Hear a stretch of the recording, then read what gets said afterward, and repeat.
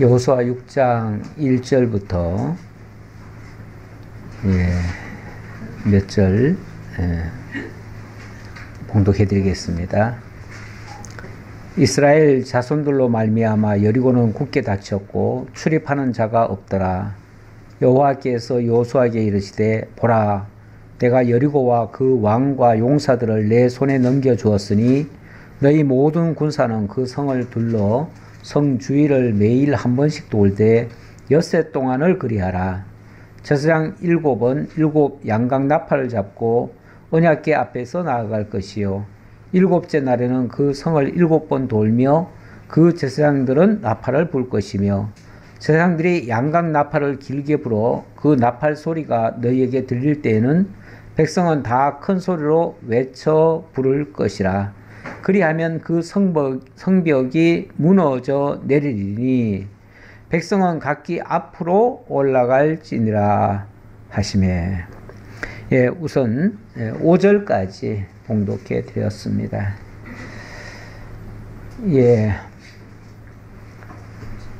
여호수아부터 사사기까지가 언약의 땅 성취의 내용이 되겠습니다.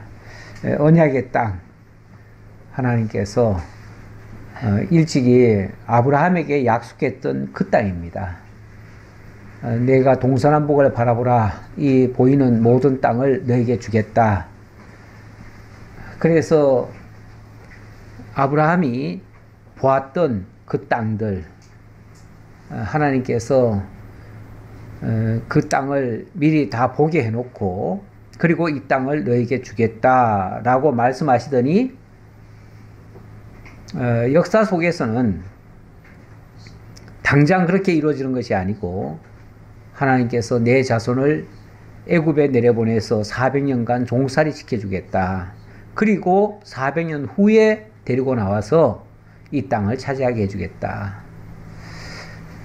우리는 하나님의 약속이 있으면 당장 우리 대에 우리 눈앞에서 다 이루어질 것이라고 생각하는 경향이 있는데요. 성경에 기록된 예언의 말씀이라고 해서 오늘 우리 시대에 다 이루어지는 건 아닙니다. 경우에 따라서는 그것이 100년 후, 1000년 후가 될 수도 있고요. 까마득하게 먼 미래에 되어질 일도 있어요.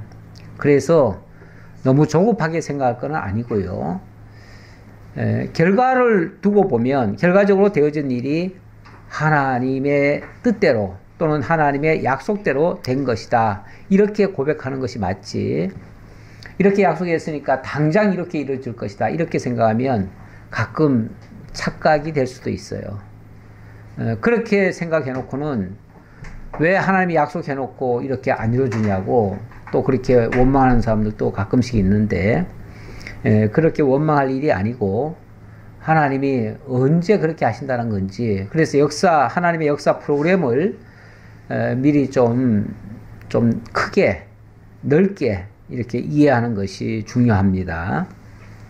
자, 어쨌든 이 약속의 땅인데 약속의 땅을 하나님께서 무려 아브라함 때로부터는 500년 후입니다. 500년 후에 그 약속의 말씀이 지금 이루어지는 장면입니다.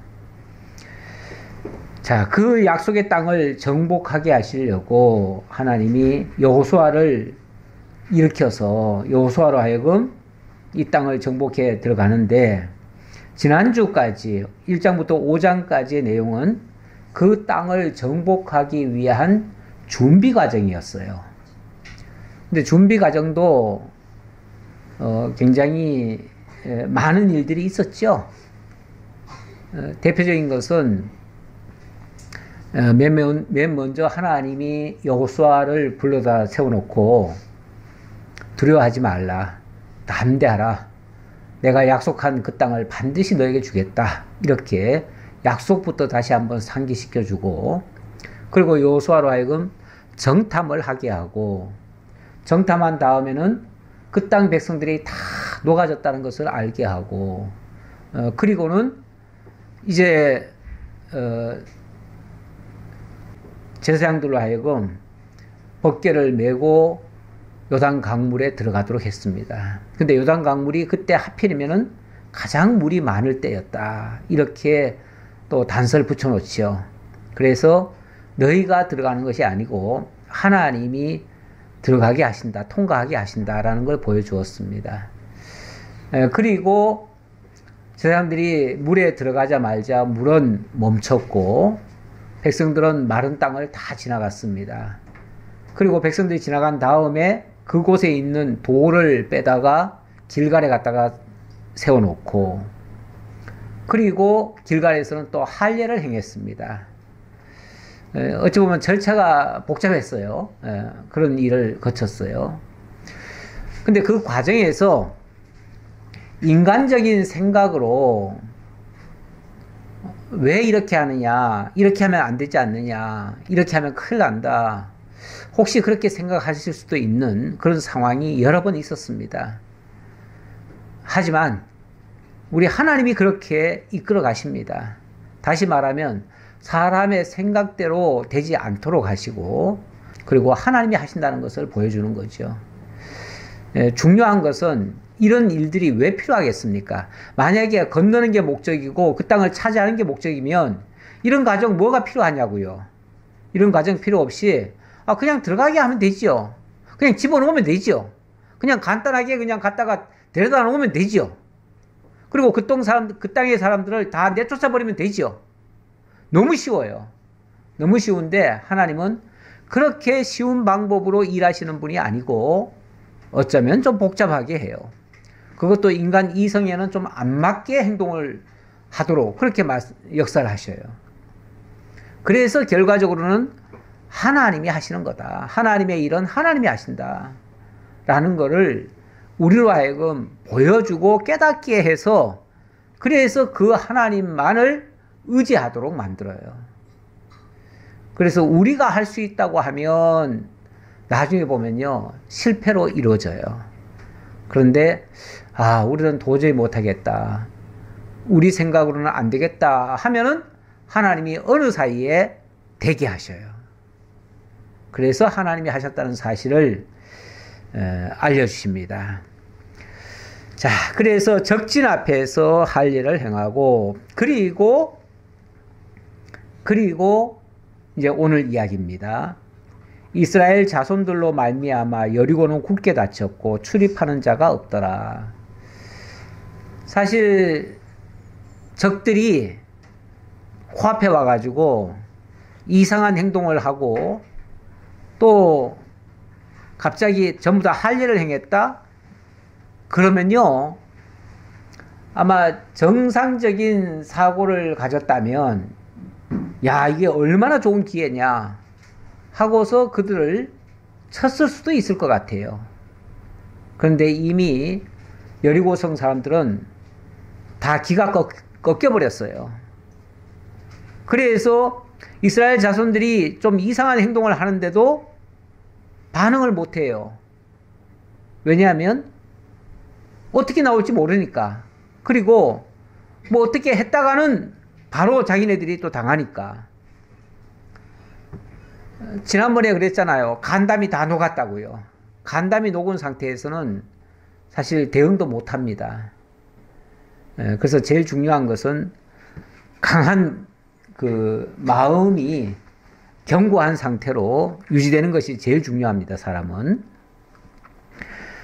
자, 여호와께서 요수아에게 이르시되 보라 내가 여리고와 그 왕과 용사들을 내 손에 넘겨 주었으니 아직은 뭐 전쟁하기 전입니다. 아직은 그들에게 어떠한 지금 제스처도 취하지 않았습니다. 그런데 하나님 뭐라고 그러냐면 이미 여리고의 왕과 용사들을 너의 손에 다 넘겨 주었다라고 얘기를 해버립니다. 뭐 그러면은 넘겨줬으면은 그냥 받으면 되는 거예요. 사실 받으면 되는 거예요. 물론 구체적으로 어떻게 받을는지는 아직 잘 감이 안 오지만 하나님께서는 이미 넘겨주었다라고 얘기하시네요. 자, 그리고 3절 너희 모든 군사는 그 성을 둘러 성 주위를 매일 한 번씩 돌되 엿새 동안을 그리하라. 그런데 이스라엘 백성들이 할 일이 있다는 거예요.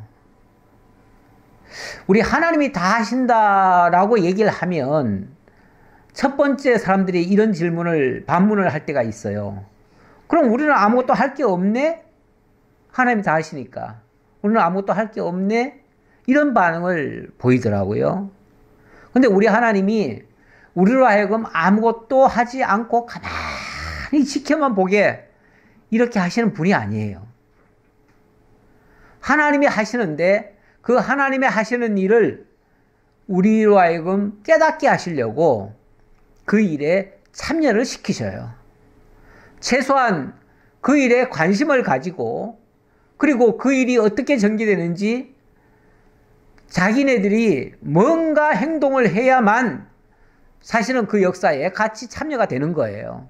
그렇지 않겠어요? 그래서 우리 하나님은 당신이 하신다라고 말씀하시면서도 반드시 우리를 참여시켜요. 반드시 참여시켜요. 참여시키니까 또 착각을 하는 경우가 있어요. 아, 우리 보고 하라고 그랬으니까 우리가 해야지 라고 생각해서 또 우리 마음대로 또 하려는 생각을 가지신 분들도 있는데 참여는 하되 하나님 하시는 것을 보라는 겁니다. 참여해서 너희들이 주도적으로 하라는 게 아니라 참여를 해서 하나님이 어떻게 하시는가를 똑똑히 보라. 그게 하나님이 참여시키는 방법 중에 하나예요. 그 전에 그 중국 선교 갔을 때 함께 가신 그 목사님이 늘 그 소리를 자주 해요. 저희는 여기 선교하러 온 게 아닙니다. 하나님이 하신 선교를 저희들이 보러 왔습니다. 이런 표현. 예, 하나님이 하신다는 것을 먼저 강조하고 우리는 하나님이 어떻게 하시는지를 여기서 볼 뿐입니다. 예, 우리가 무슨 일을 한다고 해도 하나님이 그렇게 하도록 해서 뭘 보게 하시려고 그러시는구나 라고 생각하고 그렇게 참여한다 그 말이죠. 우리가 주도적으로 안 한다. 하나님이 길 열어주시는 대로 한다.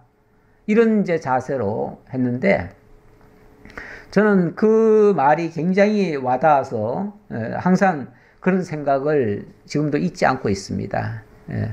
우리 하나님이 하셔야 되는 것이지 우리가 하려고 해서 주도적으로 해서는 안 된다라는 것을 명심하고 있습니다. 하나님이 지금 여리고를 정복하게 하시는 일도 마찬가지입니다. 하나님이 하시는 거예요. 하시는데 그냥 혼자 하시는 게 아니고 이스라엘 백성들을 참여시켜서 하게 하셔요. 그런데 정말 이길 만한 방법으로 하게 하시는가? 어떻게 보면은 의아한 방법으로 하게 하실 수도 있어요. 지금 여리고를 지금 정복하는데 하나님이 그런 방법을 쓰셔요. 그 방법 중에 하나가 뭐냐면 모든 군사로 하여금 그 성을 하루에 한 번씩 엿새 동안을 돌라는 거예요. 하루에 한 번씩만 그냥 엿새 동안을 돌리는 거예요. 그리고 제사장 7은 7 양각 나팔을 잡고 언약궤 앞에서 나아갈 것이요. 근데 거기 맨 앞장은 누가 서냐면 제사장 7이 나팔을 불면서 앞장을 서래요. 다시 말하면 군사들로 하여금 돌게 했지만 그 군사들도 자기네들 마음대로 돌게 하는 것이 아니고 앞에 소위 말해서 하나님의 말씀을 들고 있는 제사장들이 그 앞에 가도록. 그러니까 맨 앞에는 하나님의 언약궤가 있는 거예요. 하나님의 언약궤는 곧 하나님의 말씀과 같은 거예요.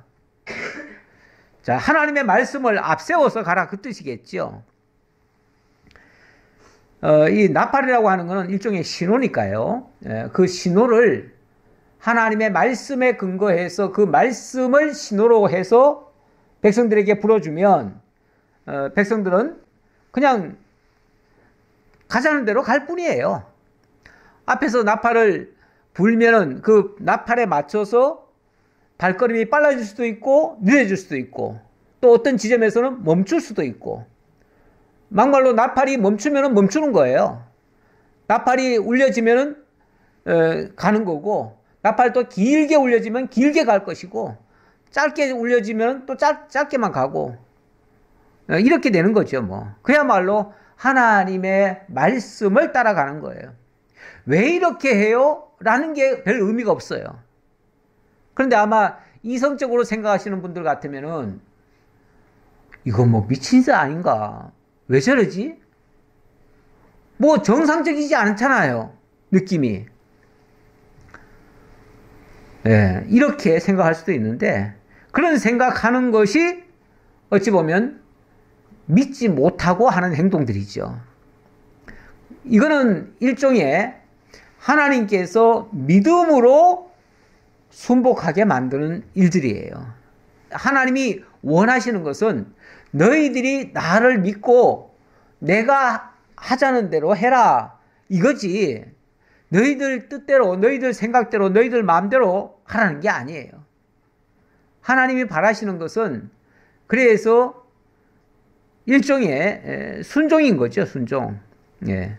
바로 믿음은 그 순종을 기본으로 하고 있어요. 바탕하고 있어요. 자, 그렇게 해서 하루에 한 바퀴씩 돌게 하고요. 일곱째 날에는 그 성을 7번 돌며 그 제사장들은 나팔을 불 것이며, 엿새 동안은 그렇게 하는데 일곱째 날은 그날은 7번 돌아라. 7번 돌아라. 그리고 마지막에는 제사장들이 나팔을 불 것이며, 제사장들이 양각 나팔을 길게 불어. 그날은 또 나팔도 아주 길게 부네요. 길게 불어. 그 나팔 소리가 너희에게 들릴 때에는 백성은 다 큰 소리로 외쳐 부를 것이라. 그날은 아주 특별한 나팔 소리가 울려지고, 그렇게 되어지면 거기에 사인을 맞춰서 모든 백성들이 한꺼번에 외치라는 거예요. 그리하면 그 성벽이 무너져 내리리니 백성은 각기 앞으로 올라갈지니라 하시매. 그렇게 되면 성벽이 무너진대요. 그렇게 고함치면 성벽이 무너지나요? 성벽이 고함친다고 무너질 성벽인가요? 나중에 그 학자들이요, 이 여리고성 그 성터를 발굴을 했는데, 그 성터를 보니까요, 성터가 어마어마하게 넓대요. 쉽게 말하면 성벽이 두껍대요. 그래가지고 그 성벽 위에 마차도 다니고요, 거기에 사람이 집을 짓고 살기도 하고요. 사실은 그 라합도 사실은 거기에 그래서 살았던 거 아니에요? 그래서 그 성벽 위에 있어가지고 거기서 나중에 사람을 달아내리기도 하고 이랬잖아요. 예, 그 정도로 넓은 이 성벽이 소리 지른다고 무너진다? 이거는 우리 과학적으로는 납득이 안 돼요. 납득이 안 돼요. 안 되는데 우리 하나님이 그렇게 하래요.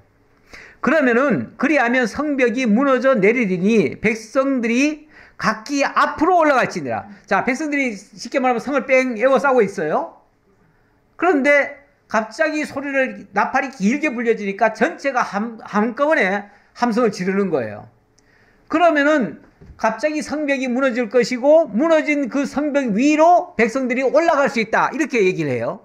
올라가서 그 안에 있는 사람들을, 무너졌으니까 이제 성벽 안까지 들어갈 거 아니에요? 성 안으로. 들어가서 거기 남은 사람들을 다 칠 수 있다. 이 얘기예요. 그래서 진짜 이 나중에 보니까요, 이 성벽이 무너졌는데 어디로 무너지냐면 안으로 다 무너졌대요. 이것도 이상하잖아요. 성벽이 어떻게 무너지면 왜 다리 같은 걸 놓으면 이렇게 아치형으로 놓잖아요. 왜 아치형으로 놓냐면은 절대 이 좁은 쪽으로는 안 무너져요. 그래서 아치형으로 하는 거는요, 굉장히 이거 안 무너져요, 절대로. 집도 이렇게 아치형으로 이렇게 지어 놓으면요, 어느 쪽에서 이렇게 바람이 세게 불어도 절대 안 무너져요. 혹시 바깥으로는 무너질 수 있어요. 바깥으로는. 왜냐면 바깥은 다 벌어져 있으니까. 근데 안쪽으로는 무너질 수가 없어요. 그런데 여리고성은 특이하게도 다 안쪽으로 무너졌대요. 이것도 과학적으로 설명이 좀 어려워요. 굉장히 어려워요. 근데 이제 저는 이제 제가 이제 전자공학을 조금 해서 이 음파 같은 거에 대한 그 특징을 조금 아는데요. 왜 가끔 보면 왜 다리가 무너졌다는 얘기가 있잖아요. 다리. 그 요즘 아주 길게 해놓은 그 다리들이 갑자기 무너지는 경우가 있어요. 근데 무너질 때 보면 막 파동을 칩니다. 파동을 치다가 무너져 버려요. 그럼 파동이 어디서 나왔을까? 이 파동이라고 하는 게요, 어떤 작은 음성이 일단 전달이 됐는데, 이게 어떤 주파수가 딱 맞으면요, 그게 공진현상이라고 그러는데, 이 공진현상이 일어나면 이게 증폭이 돼버려요. 그러니까 작은 신호인데, 작은 신호라도 그 사이클에 딱 맞으면요, 이게 증폭이 돼요. 증폭이 되는데, 이게 어떤 조건에 맞으면요, 증폭의 강도가 어마어마하게 세질 수가 있어요. 그럼 이게 막 파도를 쳐버리거든요.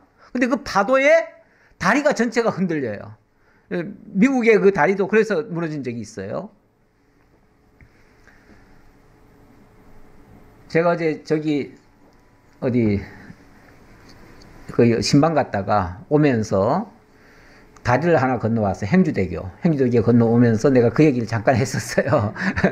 예, 그 행주대교가 우리가 완공을 거의 다 했고요. 이제 완공식만 하면 돼. 그런데 완공하기 바로 직전에 무너져 버렸어요. 그것도 신공법으로 지었거든요. 그런데 그냥 갑자기 와장창 무너져 버리는 거예요. 근데 다리가 무너지는 게 거의 다 그 현상입니다.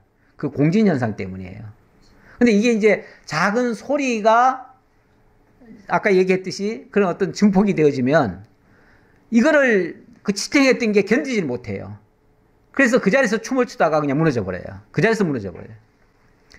지난번에 그 9.11 테러가 있었을 때 9.11 테러가 그냥 한번 치고 지나갔잖아요. 비행기가 치고 지나갔는데 거기서 어떤 울림 현상이 있었어요.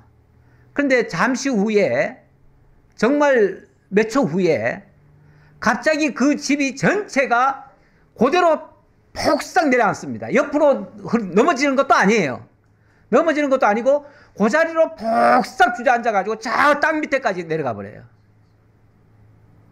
그냥 녹아내리듯이. 물론 그때는 뭐 막 거기 기름도 있었고 막 불도 있었기 때문에 그런 현상이 더 있었다고 보는데, 저는 그것보다도 그때 그 울림, 그 침으로 말미암아 그 울림 현상이 굉장히 증폭이 돼가지고 순식간에 굉장한 열로 바뀌어지고 그 에너지가 이렇게 돼서 순식간에 그냥 주저앉아 버린 거다. 저는 그렇게 느껴집니다. 근데 이거는 뭐 과학적으로 맞는지 안 맞는지 몰라요. 제 추정에 그렇습니다. 어차피 이거는 과학적으로 지금 설명할 얘기는 아니에요. 아니지만 좌우간 불가사의하게 무너졌어요. 그렇죠? 불가사의하게 무너질 것이라고 지금 얘기했죠. 이렇게 불가사의하게 무너져야 이거는 사람이 무너뜨린 게 아니다. 이건 하나님이 무너지게 했다라고 볼 수 있는 거죠. 자, 이렇게 먼저 말씀을 해놓고 눈의 아들 여호수아가 제사장들을 불러 그들에게 이르되 너희는 언약궤를 메고 제사장 7은 양각 나팔 7을 잡고 여호와의 궤 앞에서 나아가라 하고, 자, 언약궤를 맨 사람들 앞에서 7 나팔을 잡고 나아가라. 하나님의 말씀을 기준으로 해서 그 말씀을 뭐 나팔은 그걸 이제 알려주는 역할이니까요. 그런 시각에서 이제 나가라. 또 백성에게 이르되 나아가서 그 성을 돌되 무장한 자들이 여호와의 궤 앞에서 나아갈지니라 하니라. 어쨌든 하나님의 말씀 앞에서 이 모든 움직임이 있어야 된다라고 말씀하셨습니다. 그리고 8절.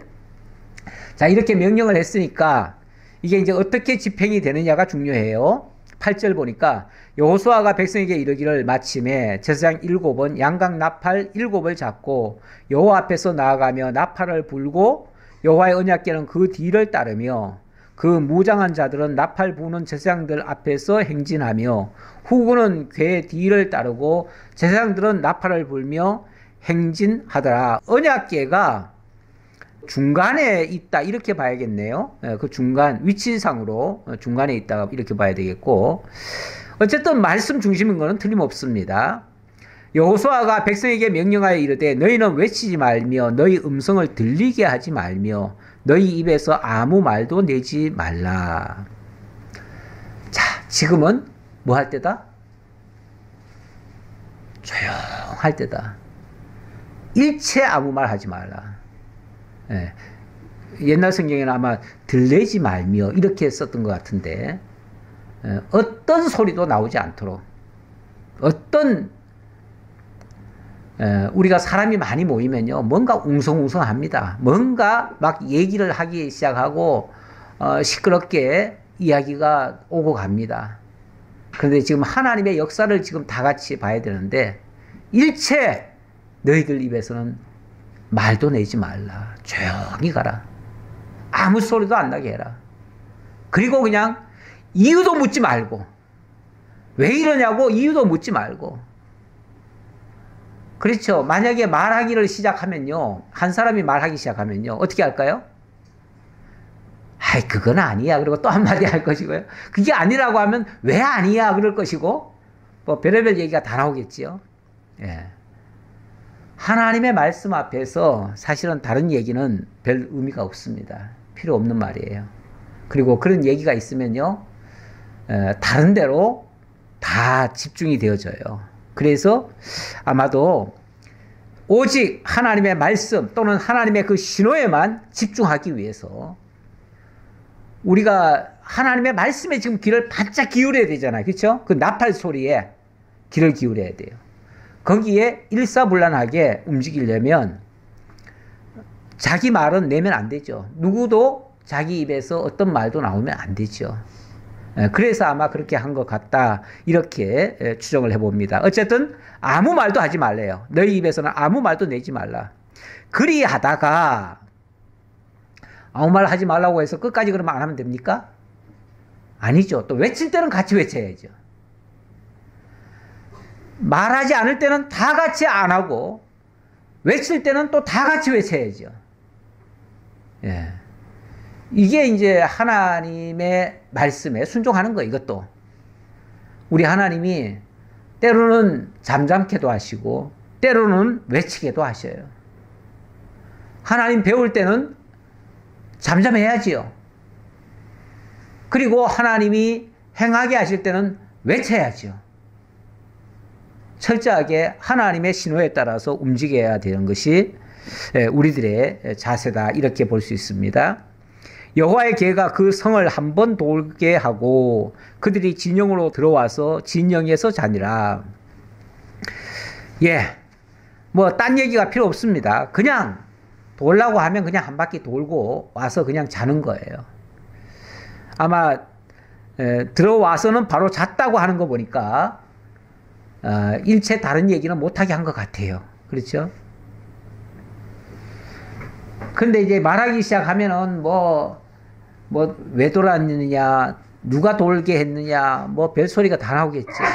그런 소리 일체 못 나오도록 그냥 너희들 다 돌고 왔으면 자라, 그냥 자. 우리 할 일 없으면 자는 게 상책입니다.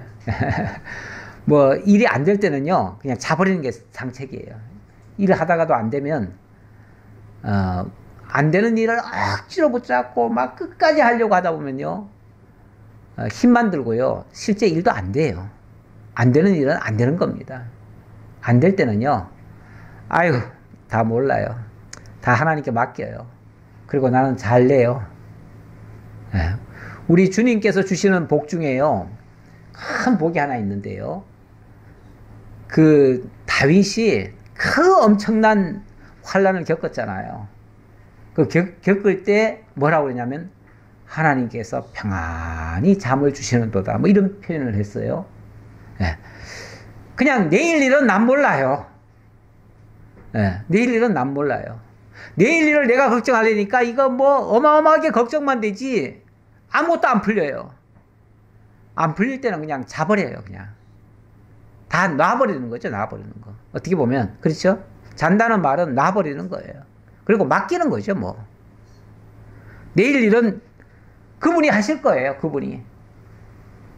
제일 아쉽고 제일 바쁘신 분은 그분이셔요. 안 될 때는 그냥 맡기는 게 상책이다. 이런 생각입니다. 진짜 안 될 때는요, 어떨 때 저 여기 교회에 있다가도요, 뭐 하면 그냥 어떨 때는 자버립니다, 그냥. 잘 때 있어요. 너무 피곤하고 그러면 그냥 자버려요. 아유, 내일 뭐 해야 되는데, 그런 생각은 잠시 접어요, 그냥. 일단, 자고 나면은 또 하나님 뭔가 또 방법 주시겠지. 그리고, 일단 자고 보는 겁니다.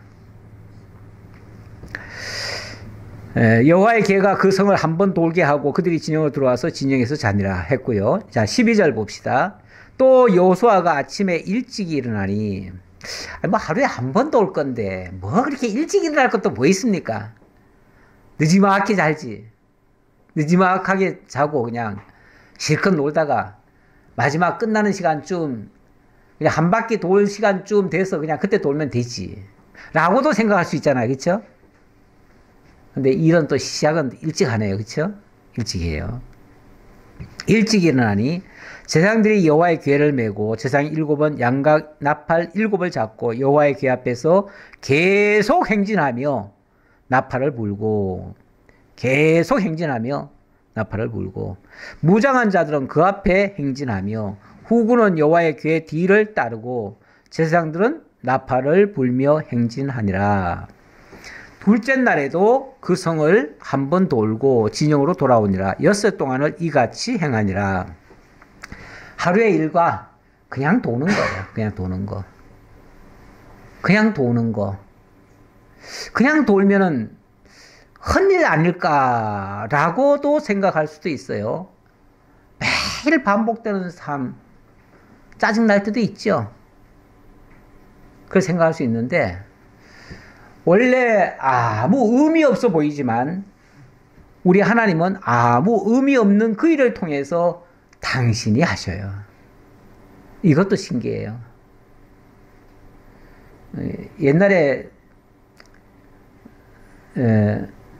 그 훈련 받을 때 보면 참 의미 없는 일을 왜 저렇게 하나 싶을 때가 있었어요. 그때는 제가 이런 믿음이 없으니까 자꾸 이성적으로 생각을 했지요. 이성적으로 생각하니까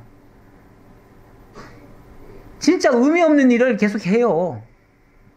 예.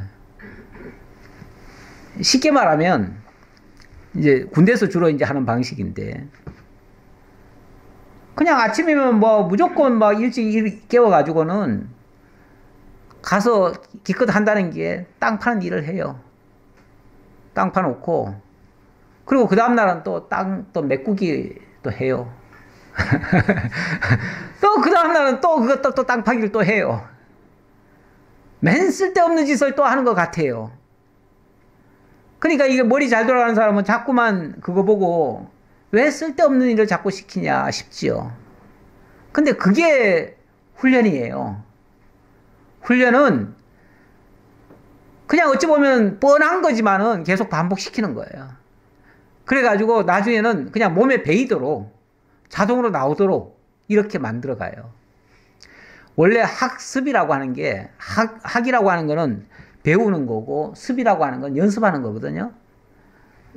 반복이 돼야 진짜 학습이 되지, 반복하지 않으면 학습도 안 돼요.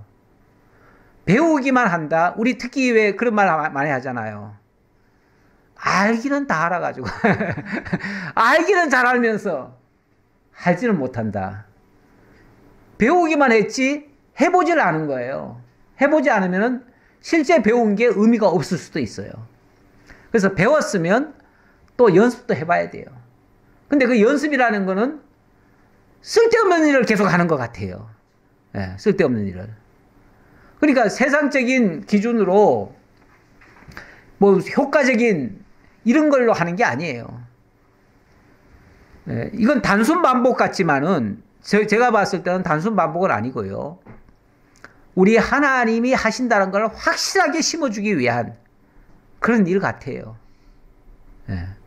누가 혹시라도 무슨 말을 하려고 하면 하나님이 하실 거야. 왜 이렇게 해요? 하나님의 방법이야. 뭐 이렇게도 얘기할 수 있겠죠. 네. 자, 어쨌든 이 일을 6일 동안 똑같이 했어요. 그리고 아마 뭐 일체 말 못하게 했으니까 아마 아무도 말 못했을 겁니다. 그리고 일곱째 날 새벽에, 아까는 아침에 일찍이 그랬는데 이번엔 또 새벽에 이렇게 얘기하네요. 그날은 좀 더 바빠가지고 더 일찍 일어난 것 같아요. 그렇죠? 네, 새벽이에요. 그들이 일찍이 일어나서 전과 같은 방식으로 그 성을 7번 도니, 자, 오늘은 7번 돕니다. 그 성을 7번 돌기는 그날 뿐이었더라. 예. 오늘 하루뿐입니다. 예, 하루뿐. 이제 하루면서 또 마지막이기도 하지요. 7번째 제사장들이 나팔을 불 때에 여호수아가 백성에게 이르되 외치라. 여호와께서 너에게 이 성을 주셨느니라. 자, 하나님이 이 성을 너에게 주셨다라고 하니까 와 했겠지 뭐. 그렇죠? 뭐 어떻게 외쳤는지 정확히 모르겠으나 와 했을 겁니다. 와 했는데 그 말이 동시에 얼마나 울렸는지, 아마 굳이 그거를 조금이라도 설득력 있게 설명하자면 제가 아까 말씀드렸던 것처럼 그런 공진현상이 일어나지 않았을까. 와 하는 소리가 갑자기 이게 온 사방에서 갑자기 울리니까 그게 그 성을 때리면서 성이 들썩한 거죠. 뭐 그러면서 그냥 무너져 내린 거, 그대로 무너져 내린 것 같은 그런 느낌입니다. 뭐 더 정확한 과학적 근거는 모르겠어요. 예, 그러나 제 추측에 그 정도는 되지 않았을까라는 생각인데, 어쨌든 결과적으로는 뭐 하나님이 하셨다라고 말할 수밖에 없어요. 이 성과 그 가운데 있는 모든 것은 여호와께 온전히 바치되 기생 라합과 그 집에 동거하는 자는 모두 살려주라. 이는 우리가 보낸 사자들을 그가 숨겨 주었음이니라. 그 성이 이제 무너질 때에 이 말을 해주는 거예요. 자, 이 성에 있는 것은 그 어느 것도 우리가 취하면 안 된다. 하나도 취하면 안 된다. 몽땅 다 하나님 앞에 다 바쳐드려야 된다. 다만 그 중에서 기생 라합과 그 집에 동거하는 사람은, 다시 말하면 그 라합의 집에 거하는 모든 자들은 함께 살려줘라. 어찌 보면 그 기생 라합의 집이 뭐예요? 구원의 방주죠. 오늘날로 말하면 그 여리고성의 교회인 셈이에요. 거기서 완전히 구별된 자들의 모임이에요. 그 여리고성 전체가 다 진멸의 대상이고 다 하나님의 심판 아래 있었는데, 그 중에 그 기생과 기생의 집에 포함되어 있는 그 사람들은 구별된 사람인 거예요. 그래서 그들은 다 구원을 받아요. 거기에 구원의 표식이 뭐냐면 붉은 줄이에요. 그 붉은 줄이 가리키는 것은 바로 우리 주 예수 그리스도의 보혈의 피, 그걸 상징하고 있죠.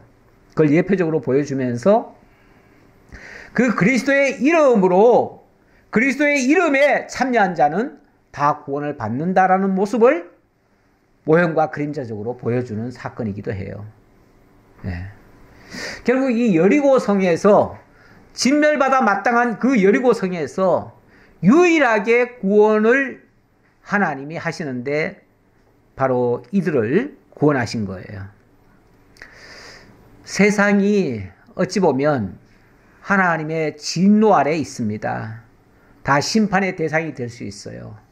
그런데 그 세상 가운데 그 진멸받아 마땅한 그 바벨론 성 안에 거기도 하나님의 교회가 있어요. 거기에 하나님이 특별히 구별해놓은 당신의 피를 뿌려서 건져내 주신 구원의 백성이 있어요.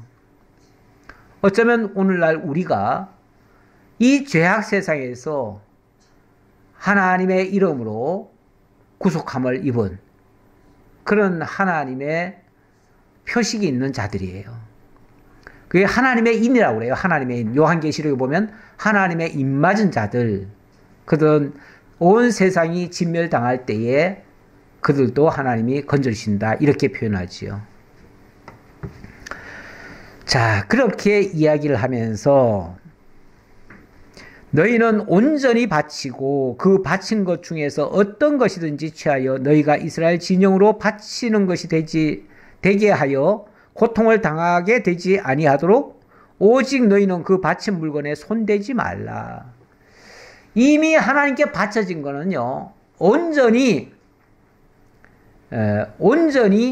드려졌기 때문에 만약에 거기에 손을 대버리면 뭐가 될까요? 같이 드려진 자가 돼버리죠. 하나님께 드렸다고 하는 것은 그는 죄악의 제물로 드려진 거예요.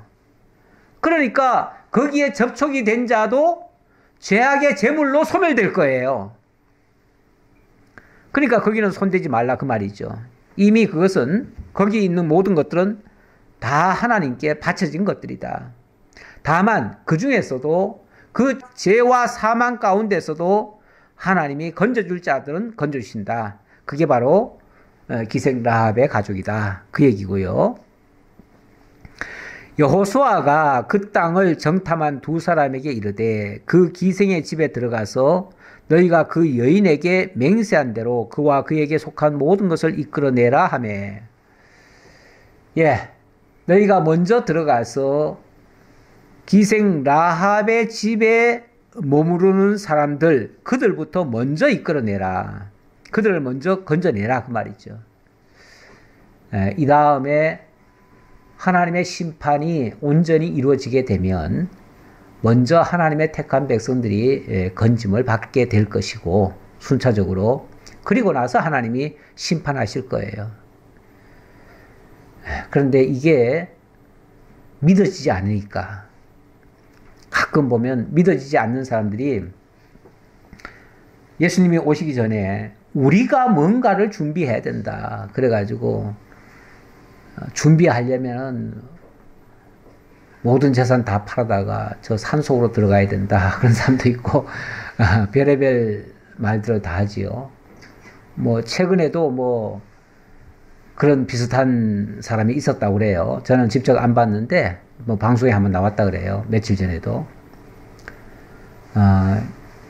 여전히 그런 사람들이 있습니다. 여전히 종교의 이름으로 겁박을 해서 결국은 모든 재산 다 팔아서 우리 단체에 들어와야 살 수 있다. 우리 단체가 구원의 방주다. 이렇게 주장을 하는 거죠. 그런데 아니에요. 우리 하나님은 어느 곳에 어떤 행동으로 구원을 받는 게 아닙니다. 제가 청년 시절에 그 바람이 많이 불었죠. 그 바람이 많이 불었어요. 그래가지고 그때 아는 집사님 중에서 몇 분이 진짜 재산을 다 팔았어요. 사업도 하시는 분인데 그분이 전 재산을 다 팔아가지고 진짜 산속에다가 대환란 3년 6개월 동안 대환란이 있을 거다 지금부터. 그래서 3년 6개월 동안 먹을 것을 양식을 다 사다 놓고 이렇게 준비한 사람들이 있어요. 근데 그 뒤에 아무 일 없었죠. 아무 일 없어가지고 결국은 사업만 다 망하고 그 뒤로는 어떻게 됐는지 모르겠어요. 아마 힘들게 살지 않을까 싶습니다. 거짓 것에 속으면요, 이 몸만 망하는 게 아니고요, 돈만 잃는 게 아니고요, 영혼까지 탈탈 털려버립니다. 영혼까지 털려요.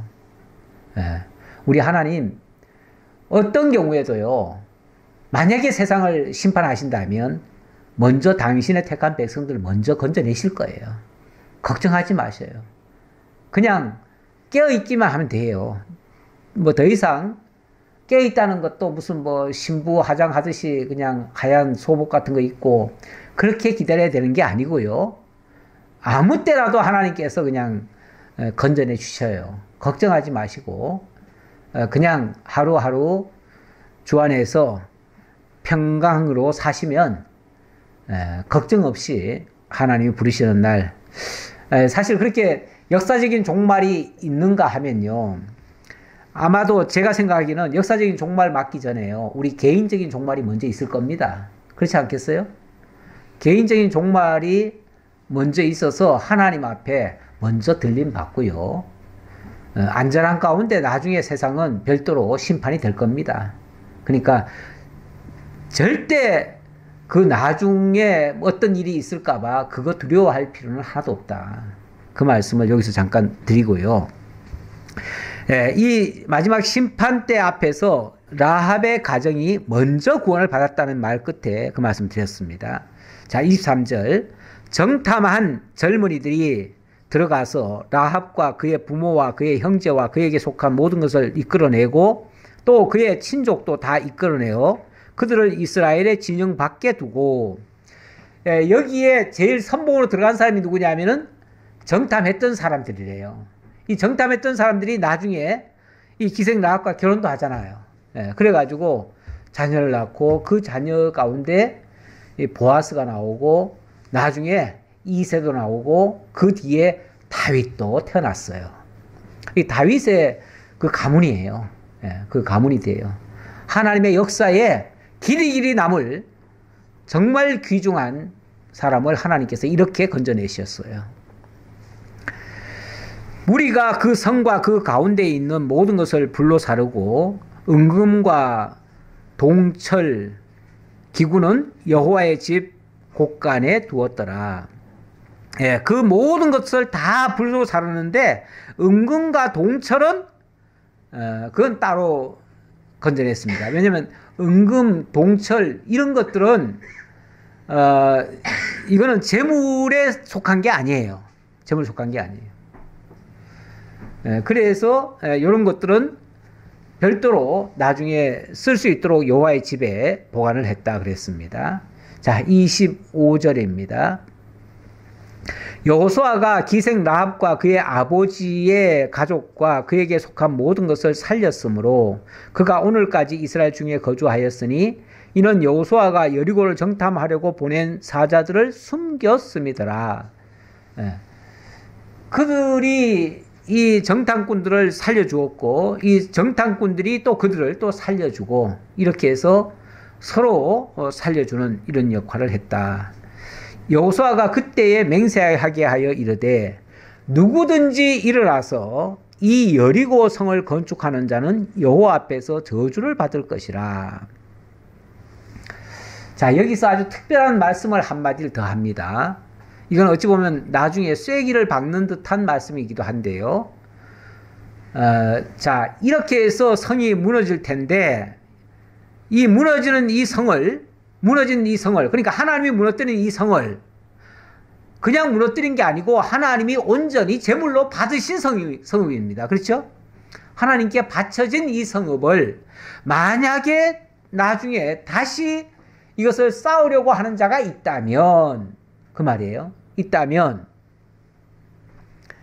그 기초를 쌓을 때에 그의 맏아들을 이룰 것이요 그 문을 세울 때에 그의 막내 아들을 이루리라 하였더라.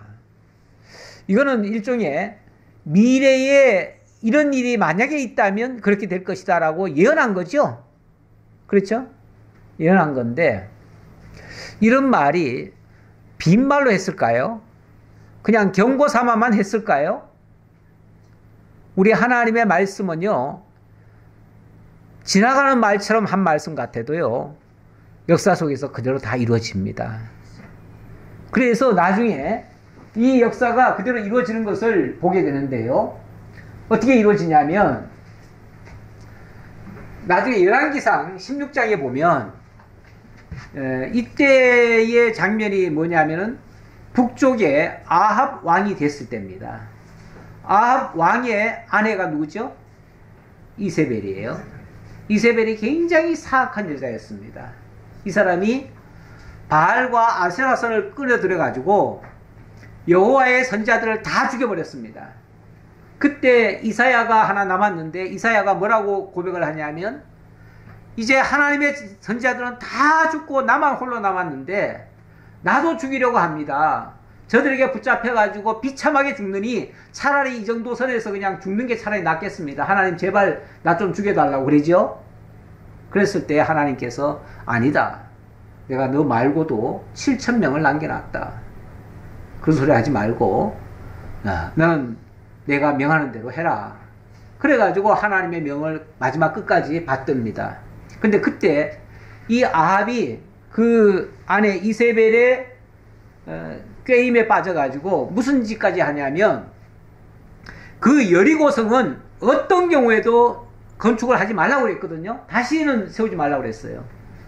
그런데 그 시대에 베델 사람 히엘이라고 하는 사람이 여리고를 건축하기 시작합니다. 그러니까 이 사람이 바로 그 아합과 이세벨의 명을 따라서 한 거예요. 예. 그 명을 따라서 했는데 그가 그 터를 쌓을 때에 맏아들 아비람을 잃었고 땅을 이제 다져가지고 이제 폐허로 그동안 있었는데 그 폐허가 어찌 보면 하나님의 역사를 그대로 보여준 역사적인 장소였어요. 근데 그 위에다가 여리고성을 쌓겠다고 하니까 그 맏아들이 갑자기 죽어요. 그래도 뭐 우연이겠지 생각하고 다시 그걸 건축을 다 했어요. 다 하고 이제 마지막 성문을 세울 때에 막내 아들 수굽을 잃었으니 결국은 맏아들을 잃고 막내 아들을 잃어버렸어요. 그 성을 쌓으면서. 그랬는데 이것이 여호와께서 눈의 아들 여호수아를 통하여 하신 말씀과 같이 되었더라. 결국 이 말씀이 그대로 이루어졌다는 거예요. 아까 읽었던 6장 26절에 보니까 누구든지 일어나서 이 여리고성을 건축하는 자는 여호와 앞에서 저주를 받을 것이라. 기초를 놓을 때에 맏아들을 잃고 그 문을 세울 때에 막내 아들을 잃으리라 했는데 그대로 됐다 그 말이죠. 우리 하나님의 말씀이 이렇게 정확해요. 이런 식으로 지금 여호수아 때에 일어나는 일들도 그냥 우연이 되는 게 아니고요. 갑자기 하나님이 이런 방식으로 하는 게 아니고 하나님의 철두철미한 계획 속에서 이런 일이 일어났다라는 얘기고요. 아까 그 7번 성이 7번 돌면서 함으로써 성이 무너진 것도요. 나중에 히브리서 기자가 그렇게 말을 합니다. 히브리서 11장 30절에 믿음으로 7일 동안 여리고를 도우니 성이 무너졌으며 믿음으로 기생 라합은 정탐꾼을 평안히 영접하였으므로 순종하지 아니한 자와 함께 멸망하지 아니하였도다. 이 이야기를 믿음으로 순종을 했다. 믿음으로 7바퀴를 돌았다.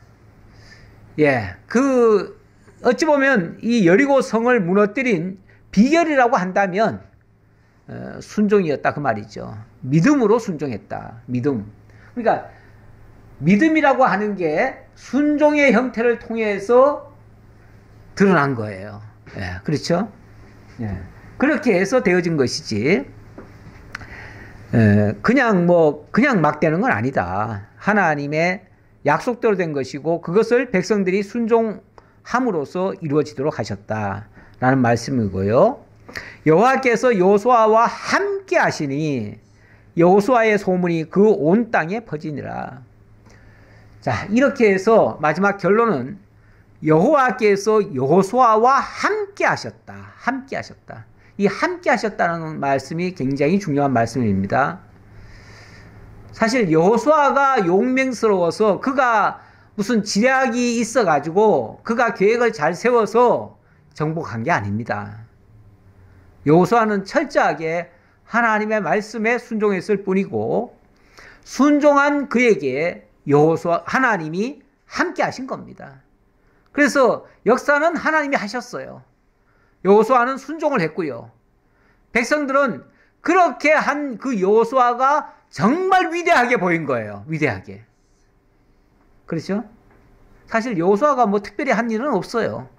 그냥 하나님의 말씀을 잘 전달했고 그 말씀 앞에 다른 일 못하게 하고 오로지 그 말씀에만 순복하도록 했을 뿐인데 그것 때문에 정말 여호수아라고 하는 말만 들어도 그냥 다 겁이 나고 다 두려워 떨게 만들고 적들은 그냥 간담이 다 녹게 만들어 버려요. 이렇게 해서 이 가나안 땅이 정복이 되어지기 시작합니다. 앞으로 가나안 땅 이제 시작입니다. 시작. 가나안 땅 정복의 시작이에요. 시작을 하나님이 이렇게 하셨어요. 그러면 앞으로 되어질 것도 어떻게 되겠어요? 이와 유사하게 되겠죠. 뭐 유사하게 되는데 더 이상 군말 없이 혹시라도 누가 무슨 딴소리 하던 사람이 있었다면 이제부터는 아마 다른 소리 안 할 거예요. 오직 하나님의 말씀대로 되어질 뿐입니다. 이렇게 고백하겠죠. 우리 철저하게 우리 하나님이 해가시는 일들이다. 이렇게 볼 수 있습니다. 기도하겠습니다. 감사합니다, 하나님. 우리의 생각으로는 도저히 납득이 안 되고 이해가 안 되어서 여러 가지 말들도 나올 수 있는 그런 상황입니다. 하지만 우리 하나님께서 당신의 계획대로 모든 역사를 진행하시되 인간 지각에 뛰어난 방식으로 하나님이 행하심을 저희들에게 보여주시고 저희로 하여금 믿고 순종하게 하시오니 감사합니다. 저희들에게 이러한 믿음 주시고 이러한 순종할 수 있는 힘을 주시고 그리고 어떤 경우에도 두려워 떨지 않게 하시고 모든 것을 이겨갈 수 있는 정말 믿음의 용사들 다 될 수 있도록 인도해 주옵소서. 이처럼 하나님의 말씀 앞에 순종했던 자들을 향해서 우리 주님께서는 큰 용사여 라고 또 칭찬하시는 장면도 있었음을 저희들이 보게 됩니다. 아버지 하나님, 저희가 잘 싸워서가 아니라 저희가 지략이 뛰어나서가 아니라 저희들이 힘이 좋아서가 아니라 우리 주님의 말씀에 순종했을 때에 모든 역사가 일어남을 저희들이 굳게 믿고 오직 하나님의 말씀에 순종하는 저희 모두가 되게 하옵소서. 우리 주님 보여주신 그 영광을 늘 찬양하고 영광 돌리는 저희들의 삶이 되기를 간절히 바라오며 감사드렸고 예수님 이름으로 기도하옵나이다. 아멘.